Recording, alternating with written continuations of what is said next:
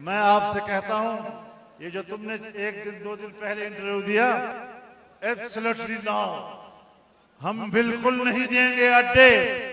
ओ इमरान खान सुन लो, तो उसने अड्डे मांगे कब है कि तुम इनकार कर रहे हो? उसने अड्डे मांगे कब हैं?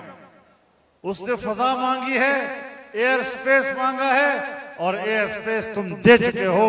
कौम के सामने झूठ मत बोला करो। जो वो चाहता था वो तुम दे चुके हो। कराची एयरपोर्ट पर उनके तैयारे उतर चुके हैं, वहां से वो तेल भर चुके हैं, और तुम कहते हो कि हम उनको पाकिस्तान की सरजमीन नहीं देंगे। तुम पाकिस्तान की सरजमीन भी दे चुके हो, तुम पाकिस्तान की फजाएं भी दे चुके हो, लेकिन इस तरह की हमाकतें करना पाकिस्तान को एक इंतहाई मुश्किल मुस्तकबिल में डालने वाली बात है।